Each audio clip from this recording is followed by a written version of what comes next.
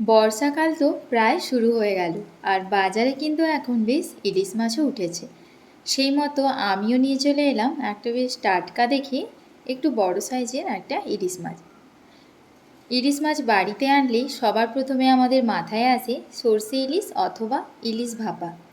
কিন্তু কখনো আমার মতো এইভাবে সবজি ইলিশ রান্না করে দেখেছেন কি? আর যদি না করে থাকেন তাহলে কোনো চিন্তা নেই, আমি আছি আপনাদের সঙ্গে রান্নাটি শেয়ার করছি। এরপর থেকে বাড়িতে যখন ইলিশ মাছ আসবে তখন একবার হলেও এই রান্নাটি ট্রাই করবেন আর আমাকে কমেন্ট করে জানাবেন কেমন হয়েছিল। নমস্কার, আমি মধুমিতা, মিতাস কুকিং প্যাশন আরেকটি রেসিপিতে আপনাদের স্বাগত জানাই। এই রান্নাটির জন্য আমি এখানে 3 পিস ইলিশ মাছ নিয়েছি। তারপর লবণ আর হলুদ দিয়ে ম্যারিনেট করে নিচ্ছি। ইলিশ মাছ কাটার সঠিক পদ্ধতি হলো মাছের আঁশ ছাড়িয়ে ভালো করে ধুয়ে নিয়ে তারপর কাটতে হবে। আর যদি কেটে নেওয়ার পরে ধোয়া হয় তাহলে কিন্তু ইলিশ মাছের যে আসল স্বাদটা সেটা আর পাওয়া যায় না। এই রান্নাতে আমার যে সবজি লাগছে সেগুলি হলো আলু, বেগুন এবং কচু। সবার প্রথমে এখানে আলু এবং কচুর যে ছালটা সেটা ছাড়িয়ে নিয়েছি। তারপর ভালো করে 3টে সবজি একসঙ্গে ধুয়ে নিয়ে এরপর একটা নাইফ দিয়ে ভালো করে লম্বা লম্বা করে আলু, বেগুন এবং কচুগুলোকে কেটে নিচ্ছি। আর এখানে সবজির মধ্যে এই 3টে সবজি হলেই হবে, আর কোনো সবজির কিন্তু এখানে প্রয়োজন নেই। আর লম্বা লম্বা করে সবজিগুলো কাটলে একটু বেশ দেখতে ভালো লাগে। সমস্ত সবজিগুলো ভালো করে কেটে নেওয়ার পরে গ্যাস ওভেনে একটি কড়াই বসিয়ে নিয়েছি। একটি ভাজা মশলা তৈরি করে নেব, যার জন্য আমি এখানে ছোটো চামচের 1 চামচ আর 1/4 চামচ গোটা জিরে নিয়েছি। ভালো করে একটু রোস্ট করে নিলাম। তারপর এটাকে হামাদিস্তাতে নিয়ে খুব ভালো করে এটাকে গুঁড়ো করে নিচ্ছি। আপনারা চাইলে শিলনোড়া অথবা মিক্সিতেও কিন্তু গুঁড়ো করে নিতে পারেন। অবশ্যই কিন্তু এখানে এই ভাজা জিরে গুঁড়োর ব্যবহারটা করতে হবে। এরপর একটি কড়াই নিয়েছি, তার মধ্যে দিলাম সর্ষের তেল।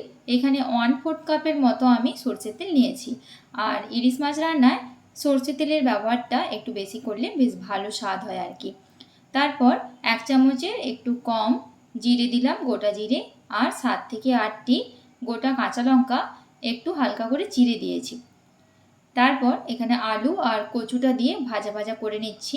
বেগুনটা এখানে পরে অ্যাড করব, কারণ বেগুনটা আগের থেকে দিলে একটু বেশি নরম হয়ে যাবে। আলু এবং কচুটা মোটামুটি একটু ভাজা ভাজা হয়ে যাওয়ার পরে বেগুনটা অ্যাড করেছি। এখন সব কিছু আবার একসঙ্গে সবগুলোকে একটু ভেজে নিলাম।